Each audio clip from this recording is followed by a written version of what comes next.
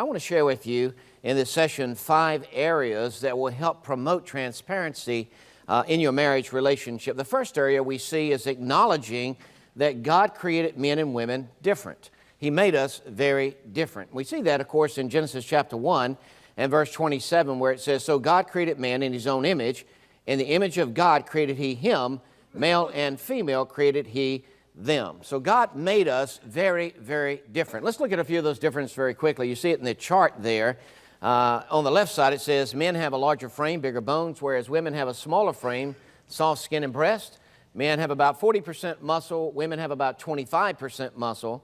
Men have about 1.5 gallons of blood, whereas women have about 3/4 of a gallon. Men have no cellulite below the skin, whereas women have a thin layer of cellulite below their skin. Men deteriorate at age 20 about 10% every 10 years, where women at age 20 about 2% every 10 years. Men have a larger lung capacity, women have a better immune system, which probably explains why the average woman lives longer than the average man. And then it says men tend to be lateral in their thinking and favor the left side of their brain, whereas women tend to be bilateral in their thinking and favor more the right side of their brain. Or to kind of summarize this, God made the man to be the protector and provider, whereas he made the woman to be more of a nurturer and caregiver. Or we might summarize and say that a man relates more from his head and a woman relates more from her what? From her heart.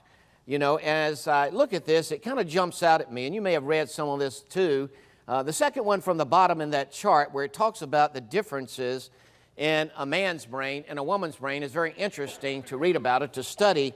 And if you go back in 1981, Dr. Roger Sperry won the Nobel Prize for his breakthrough study on how the brain functions differently between men and women. And Dr. Sperry discovered that between the 16th and 22nd week of gestation, that baby boys have a chemical reaction in their brains that baby girls do not have. 2 chemicals are released that slow down the development of the right side of a baby boy's brain. Now, Dr. Sperry found out what every woman already knew, that men are born brain damaged. Amen? Anyway, I was coming back several years back on a plane. I was picked up USA Today, and I was reading through it, and I came across an article that addressed this, and it was pretty insightful. And it said this: "We know from brain autopsies that the corpus callosum, the mass of fibers connecting the brain's left and right hemispheres, is larger in proportion to brain weight in a woman than men. More information is being exchanged between the 2 hemispheres in women, and that could explain and account for women's greater verbal skills and even explain women's intuition. The female brain has emotional capabilities on both sides. The man's is centered on the right. That plus a woman's greater connection between hemispheres may make it easier for her to express emotions, but also means that she is less able to separate emotions from reason." You know, as I began to read that, I thought what jumped out at me is it talked about that a woman has a greater intuition in the way that God has made her than a man does. And I went back to think, is that true in our marriage relationship? And I thought about times when I would make a decision. And I thought, you know, when I make a decision, I gather all the facts. I gather all the information, and I come up with a very logical decision. I mean, this is what the information says. This is what the facts say. This is what we should do. Many times I've done that, and I would present this logical information and facts to Debbie, and I say, "Debbie, this is what the facts say we ought to do. This is what the information says we ought to do." And I say, "This is what I think we should do." And Debbie says, "Well, I know the facts say that. I know the information says that, but I just don't have a good what? I don't have a," y'all experience this too. "I don't have a good feeling about this." Now, in my male brain, I'm standing there thinking, what in the world does it matter what kind of feeling you have about it?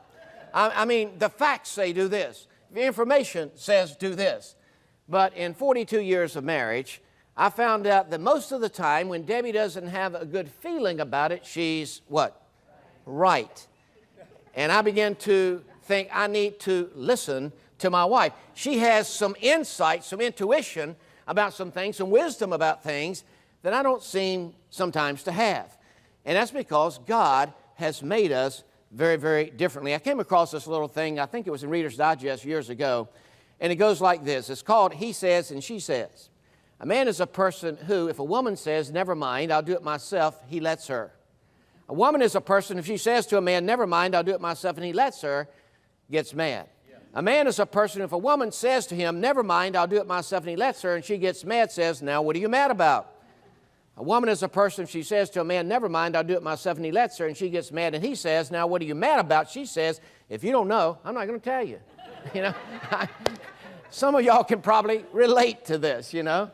I was thinking back practically, again, in our life, and thinking, where can I think that this kind of applies?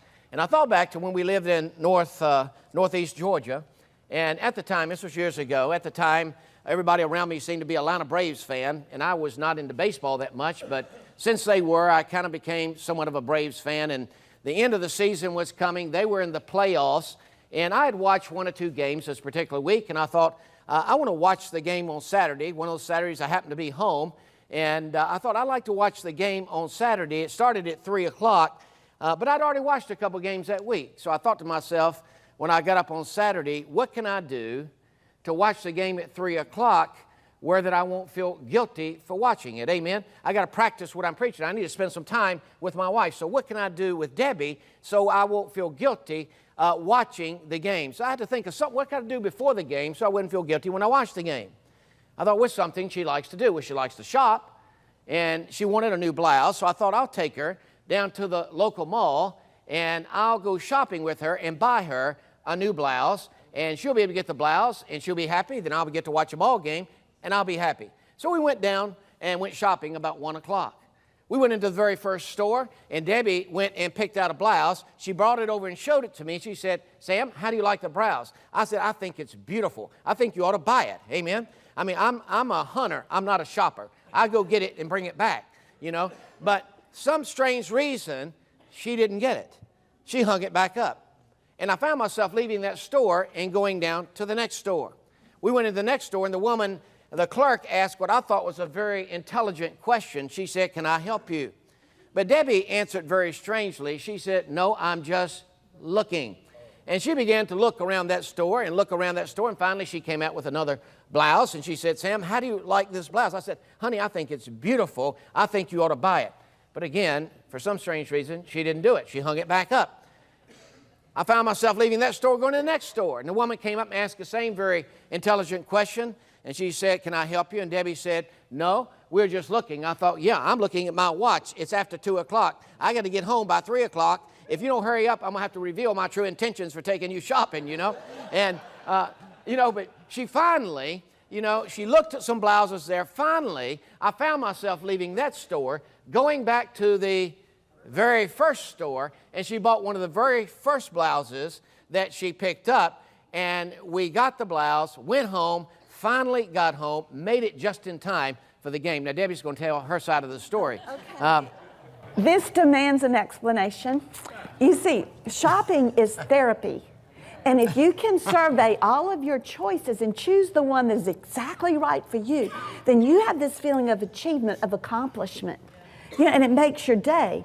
But if you don't survey your choices, then you'll end up getting the wrong blouse. And the next day you'll be walking down the street and some other woman is going to be wearing that blouse that you should have picked out.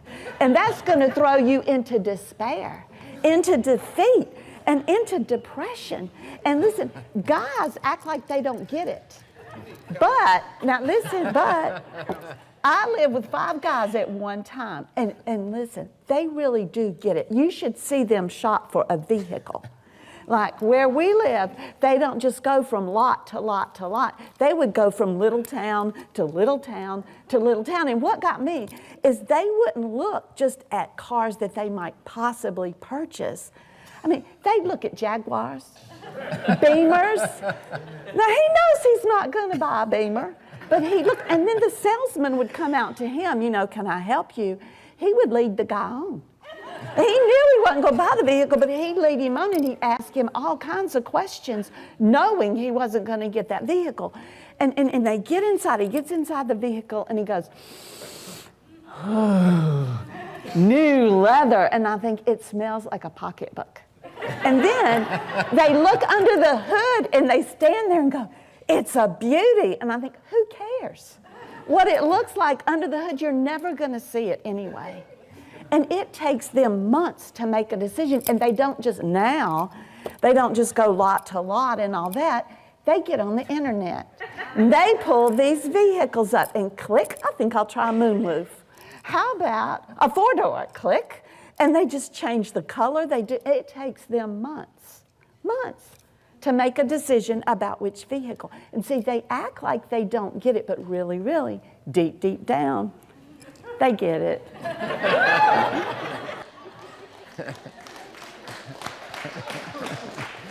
Wow. What can I say? Shopping for a car is a whole lot more important than shopping for a blouse. Amen? No. You know what we're trying to illustrate? Listen, gender differences, the way God has made us, should be a point of celebration, not a point of division. Amen? And they really, really should be. We ought to celebrate how God has made us differently. That's one reason why we need each other so much.